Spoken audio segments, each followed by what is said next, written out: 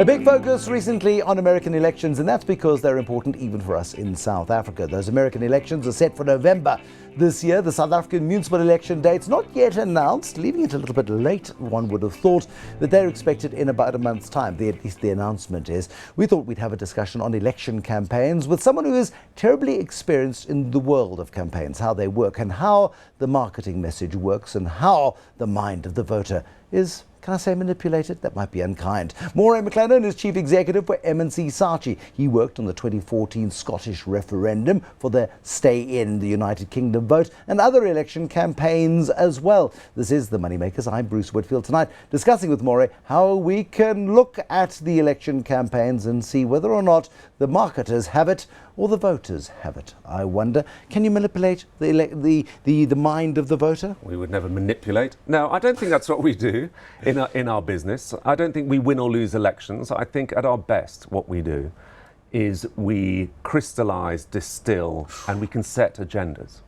So I think politicians are allowed to work with advisors. We work with them to crystallise their message and capture the public's imagination with agenda-setting messages.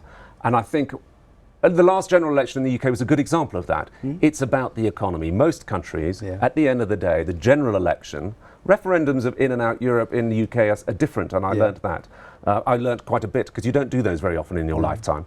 But I think in general elections, the economy is number one in most countries. But there was a number two that was introduced through, dare I say it, ourselves, which was the issue of it's a very parochial issue, but the SNP controlling Labour. Let's just break it up a little bit, because let's go back to that very important vote, and it could happen again, depending on what happens with what they're calling Brexit, the British exit from the European Union, should that occur. The Scottish National Party won most of the seats in Scotland in the last general election, made them very dominant, and they decided that they should have a referendum vote.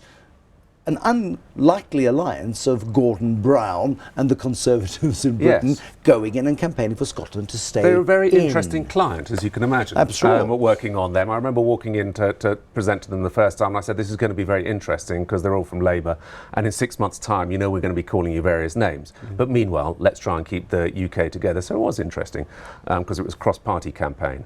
And I think that the thing I learned about in that, more than anything else, was that emotion is important in elections. It's not always the rational message. And we played the uncertainty card because the future is uncertain if you're doing something new, leaving the UK. It was then dubbed Project Fear, which is very effective from the SNP. Any negative message, Project Fear. Yes. Project Fear. For some reason that meant that it wasn't valid. And what we underestimated, I think, until the very end, was the power of the emotional message. It's not all about whether you're going to have an extra few rand in your pocket at the end of the day. It's my country. It's about blood and sweat and tears. Scottish nationalism goes back. I mean, most South Africans, their understanding of Scottish nationalism goes back to Mel Gibson playing William Wallace in Braveheart. Yeah, about 15 years it goes back there for. But that's what sort of frames the understanding of Scottish nationalism. It was not an inaccurate depiction of William Wallace at all, but it depicts facts of history and a time of history. And that sort of enmity goes back centuries. Goes back centuries, and it's still there. And I think the key message that we got out in the end was, and I can talk for myself actually, my grandfather fought for a Scottish regiment. My father fought for a Scottish regiment. So did my brother. And they didn't fight for Scotland. They fought for Queen and country, and the country was the UK. You make me want to vote in a referendum. I feel it. I feel. So what we had to do was make voting for the UK an emotional positive, rather than a negative. Now, are you involved at all in the Brexit exercise? We are in negotiations about that at the moment. Well, I hope so, and likely to be. Okay, so let's say, for example, you get the contract to represent, I'm assuming, the stay within the European Union. David Cameron's side, you've worked with David Cameron at the last general election in the United Kingdom as well. It seems like quite an easy sell, frankly. It's a very difficult sell. Why? Because there is the strong emotional pull to tell the unelected, undemocratic, bureaucratic, bloated, slow, arrogant politicians in Brussels to stuff it. And we can control your nose to spite your face, surely. People want to control. So they've got a very effective word, actually, the out campaign, I think. From a marketer's perspective, they've got a very focused campaign on control. What you want in your life is control. Control over your borders, control over your finance, control over your family. It's a good, strong argument. And emotionally, Britain is independent as a country. It's an island and all of that sort of thing. But you're right. The strong argument for staying in is that in today's world, you can't pull up the drawbridge and say, we're going to do our own thing. We can control everything. You need to talk. You need to have alliances. We need to deal with Europe. And the fact is, if we come out of Europe, we have two choices. We either do a deal with the whole of Europe again, and no country outside of the EU within Europe has done a deal unless they agree to free movement of people. But that's so you're going to have to do that deal anyway. That's the linchpin, isn't it? Because here we've got the migrant crisis coming through Europe, and the border at Calais is a terrifying place, the jungle as they call it there. The Daily Mail will show you photographs of immigrants climbing in. The rape stories in Cologne, any migrant involved in any criminal activity in the United Kingdom is painted almost in a Nigel Farage way as being evil and should be kept out and drowned in the Channel if possible.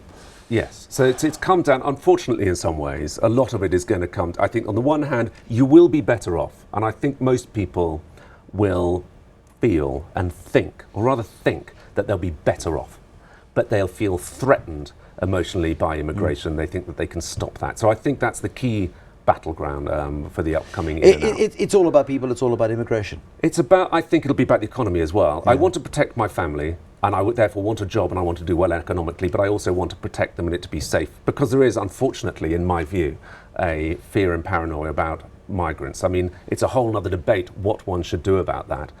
We can protect our borders anyway in the UK because it's an island from migration. What we can't from the current migration debate. But, of course, we have to have open borders from everyone from Poland and Romania and Germany and France, and anyone in the EU is allowed to work in the UK. The UK is a very nice place. The economy is strong, stronger than any other European economy. People want to come, and then, of course, you get onto benefits and live off our benefits because they're very generous. And you can understand people going, this is a bit unfair, and I want to stop it. But there's bigger upsides, and there's a broader argument and more downside to leaving, in my view. But I'm not expecting an easy ride of this. I think it's going to be close up to the wire. But what is so fascinating about this is the split within the Conservative Party, and who goes with Boris Johnson and who goes with David Cameron. Both very charismatic people. Cameron, very posh, very establishment. Johnson, very posh, very establishment, but also fiendishly clever. They're both very adept politicians, they're both very good politicians. Is there such a thing as a good politician? I think there is. I'd like to do a campaign for politicians. Yes, I think there's your ad. I think that both of their hearts are in the right place, and I'm maybe the minority in that view. So that the Conservative, this has been boiling up for This goes from back decades, to Heseltine and before Heseltine and Thatcher and back.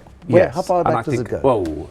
30 years at least. The Eurosceptics, 70s probably. Yeah, as soon as we joined the EU, I guess. Some would say back to the war. Goes back to Agincourt. Yes, back to Agincourt, exactly. As far as you wish. Yeah. But I think the interesting thing from a Conservative Party point of view is we need to do two things. We need to first and foremost win the in vote, I think, for the health of Britain.